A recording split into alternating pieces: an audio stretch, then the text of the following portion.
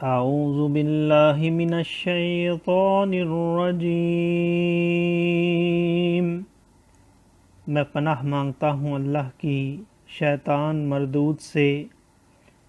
بسم اللہ الرحمن الرحیم۔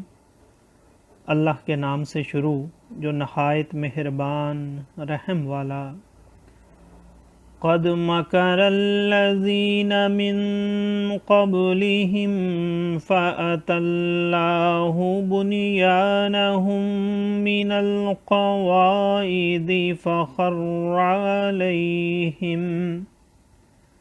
فخر علیہم السقف من فوقہم وأتاہم العذاب من حیث لا یشعرون۔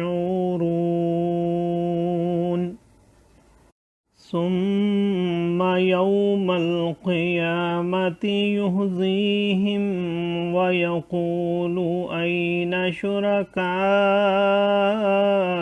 الذین کنتم تشاقون فیہم قال الذین اوتوا العلم ان الخزي اليوم والسوء على الكافرين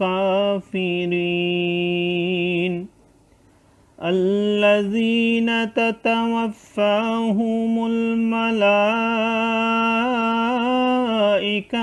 ظالمي أنفسهم فألقوا السلم ما كنا نعمل من سوء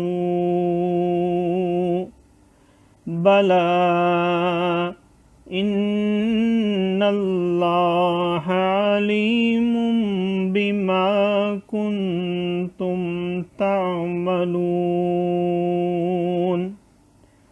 فادخلوا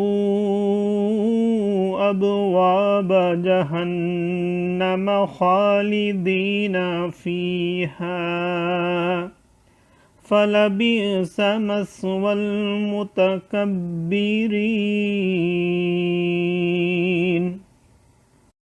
صدق اللہ العظیم۔ بے شک ان سے اگلوں نے فریب کیا تھا تو اللہ نے ان کی چنائی کو نیو سے یعنی تعمیر کو بنیاد سے لیا تو اوپر سے ان پر چھت گر پڑی اور عذاب ان پر وہاں سے آیا جہاں کی انہیں خبر نہ تھی۔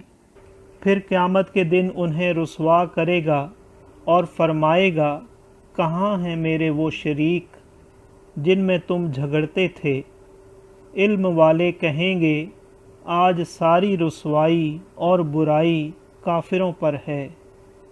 وہ کہ فرشتے ان کی جان نکالتے ہیں اس حال پر کہ وہ اپنا برا کر رہے تھے، اب صلح ڈالیں گے کہ ہم تو کچھ برائی نہ کرتے تھے۔ ہاں کیوں نہیں، بے شک اللہ خوب جانتا ہے جو تمہارے کوتک یعنی برے اعمال تھے۔ اب جہنم کے دروازوں میں جاؤ کہ ہمیشہ اس میں رہو، تو کیا ہی برا ٹھکانہ مغروروں کا۔